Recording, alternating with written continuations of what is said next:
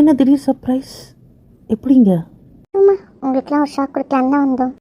நிஜமாவே இது ஒரு ஸ்வீட் சர்ப்ரைஸ். ஹாய் திவ்யா, நீங்கள் வந்துட்டீங்களா? ஹாய். வந்துட்டேன். நீங்கள்?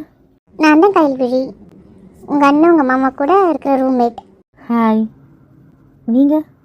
நான் ரீமா, நானும் இங்கே தான் இருக்கேன். ஓ, ஆமாம், நீங்கள் ரொம்ப ஜாலியாக பேசுவீங்கன்னு சொன்னாங்க இவங்க. ஆனால் நீங்கள் எப்படி இருக்கீங்கன்னு கேட்டால் அதோட அமைதியாகிட்டீங்க. ஏன் எங்ககிட்ட பேச மாட்டீங்களா, இல்லை எங்களை பிடிக்கலையா என்னன்னு தெரியல. அட பாவீங்களா, எங்களை பற்றி ஒன்றுமே சொல்லலையா? அப்போ வந்ததுலேருந்து என்ன தாண்டா பண்ணீங்க?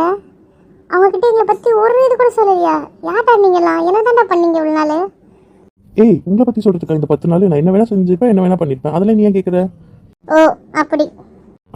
ரீமா கிட்ட கேட்கணுமாமே? தெரியல காயல், தெரியல. என்ன கேளுங்க. அவங்க என்னை பார்த்ததுலேருந்து அவங்க ரியாக்ஷன் இப்படி தான் இருக்குது. அவங்க ஒரு மாதிரி உருன்னு முறைச்சிக்கிட்டே இருக்காங்க.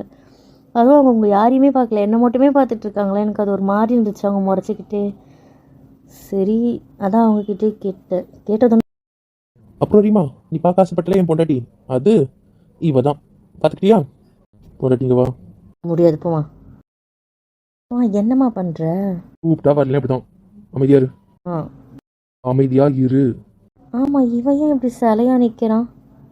அவங்க வந்ததுலேருந்து அவங்கள தவிர வேறு எந்த டைரக்ஷனும் பார்க்காம இருக்கான். எனக்கு ஒரு சின்ன வேலை இருக்குது, நான் போயிட்டு அதை முடிச்சுட்டு வந்துடவா? சின்ன வேலை தானே சொல்கிறான், அவனுக்கு போயிட்டு வரட்டும். நான் சொன்னேன் எங்கள் அண்ணன் எவ்வளோ நேரம் அமைதியாக இங்கேயே நிற்கிறான்னு பார்க்கலான்னு பார்த்துட்ருக்கேன். என் தங்கச்சி சொன்னால் இங்கேருந்து அடுத்த அடி கூட எடுத்து வைக்க மாட்டேன். எவ்வளோ நேரம்னாலும் இங்கே தான் நிற்பேன்.